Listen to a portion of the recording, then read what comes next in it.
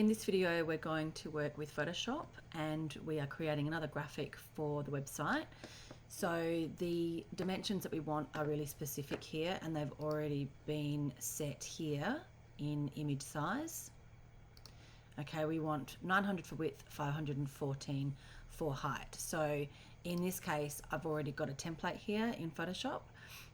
It's a .psd file, which is the file format for Photoshop, and I've already created something similar, so I'm actually using that to create the new version, which I'll save out from. So if you were creating something new, then you would simply say File, New, and if you knew the dimensions that you wanted, or you would know the dimensions that you wanted, you're just going to type them in here. So width and height. If we're dealing with screen, make sure you keep it as 72 resolution per inch. You can choose the color mode. So if you're generally going to be working in color, for on screen it will always be RGB. And you also want to think about the background. So you can have a white background. Typically that's what you'd have, or you would have transparent. Okay, in other cases you can have a specific color, but generally it would be white or transparent. Okay, but I'm just going to close that because we've already got the one here that we want. Okay, so I'm going to grab the content. So in this case, it's going to be something similar, like a little shot of a document here. And one of the other reasons I'm using the same template is because I've got a drop shadow effect here in Photoshop. Just turning that on and off now. I want that to be consistent with this new graphic. So it makes sense to use the template, grabbing the new content, and then I'm going to drag the same drop shadow so that it looks exactly the same. So I'm going to say File, Place Embedded. Okay, now you won't see this in the video, it's off the screen, but I'm gonna just grab the file.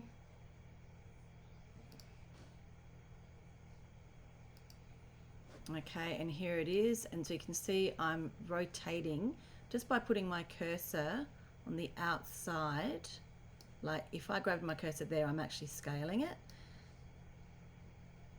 But if I go to the outside, if you just look carefully, you can see it changes to rotation.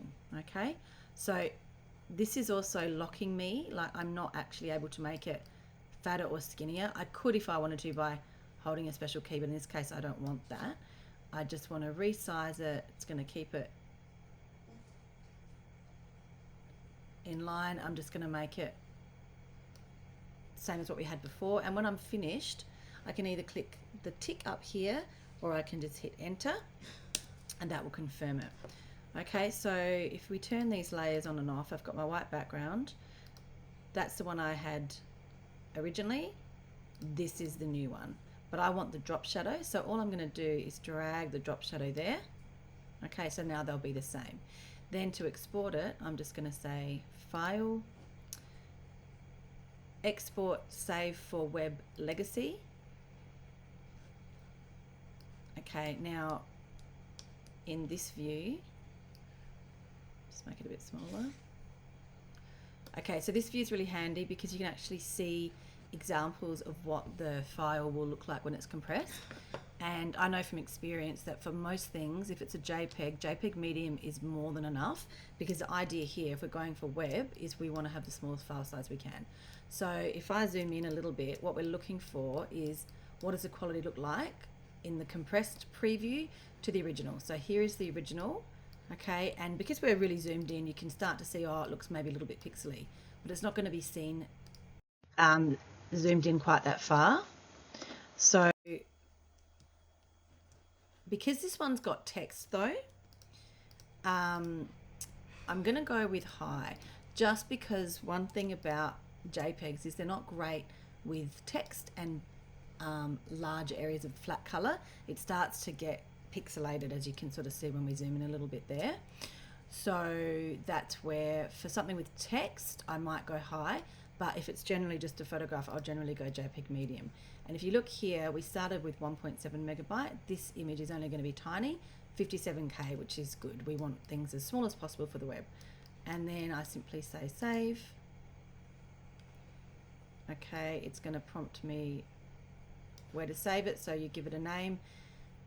Remember that when you are creating images for web, always use lowercase, don't use spaces. If you would have a space, use a hyphen, because that can also help with your SEO, having proper words that make sense. So this one's actually, and I'm going to give it the same name as what the document is.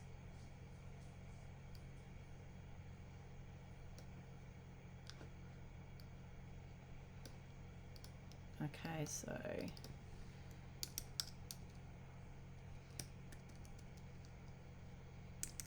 because that could just help if someone's searching for that.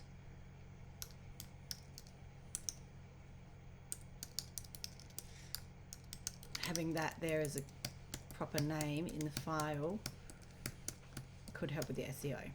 So just check that. Notice I'm not doing any spaces, I'm doing hyphens instead of spaces.